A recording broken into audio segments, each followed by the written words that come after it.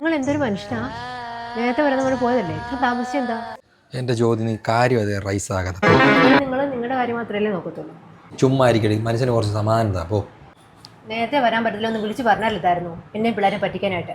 എൻ്റെ ജ്യോതി ഇതൊരു ജീവിതമാണ്, അല്ലാതെ സിനിമയല്ല. നിങ്ങൾ ഇനി കള്ളം പറഞ്ഞ് കുളവാക്കണ്ട എന്തായാലും. ആ സാറേ, ആള് വന്നോ? ഓ അത് രക്ഷപ്പെട്ട്. ഓക്കെ സാറേ, താങ്ക് യു. ആ ശരി സാർ. ഇപ്പം നിങ്ങളെങ്ങനെ ഫോൺ എടുത്തത്? എത്ര ആശം ഞാൻ കിടന്ന് വിളിച്ചു. ഇതെന്ത് ഫുള്ള് ചോര, എന്നെ പറ്റി? ഇന്ന് പണി കഴിഞ്ഞ് നേരത്തെ ഇറങ്ങിയതാണ്.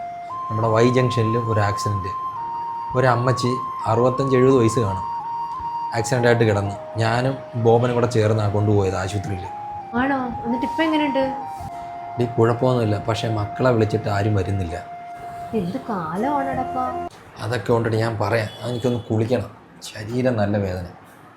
ആ അമ്മയുടെ മക്കളെ വിളിച്ചിട്ട് എന്ത് പറഞ്ഞു? ആ അമ്മയ്ക്ക് 2 മക്കൾ, ഒരാണും ഒരു പെണ്ണും. ഞാൻ വിളിച്ചപ്പോൾ മോള് പറയുക ഭർത്താവ് ഗൾഫിലാണ്, എനിക്ക് വരാൻ പറ്റത്തില്ല. ആ ചെറുക്കനാണെങ്കിൽ വിളിച്ചിട്ട് ഫോണും എടുക്കുന്നില്ല. അപ്പോൾ ആ അമ്മേനെ ആരെ ഏൽപ്പിച്ചിട്ട് വന്നു? പോലീസ് വന്നായിരുന്നു. അവർ വിളിച്ചപ്പോൾ മോളും എടുത്ത് മോനും എടുത്ത്. മോൻ പറയുന്ന അവന് തിരക്കാണെന്ന്. പോലീസ് വിളിച്ചപ്പോൾ മോള് പറയുകയാണ് കുടുംബം ഫുള്ള് എഴുതി കൊടുത്തത് മോനാണ്, അവനാ നോക്കണ്ടേന്ന്. നമ്മൾ എന്ത് ചെയ്യാനാ? മക്കളൊക്കെ വലുതായി അവരുടെ കുടുംബമായി കഴിയുമ്പോൾ നമ്മുടെയൊക്കെ ഗതി ഇത് തന്നെ ആയിരിക്കില്ലേ? ഒന്നും പറയണ്ട, പോലീസുകാർ നല്ലതായ കാരണം നിങ്ങൾ പൊക്കോളം പറഞ്ഞു.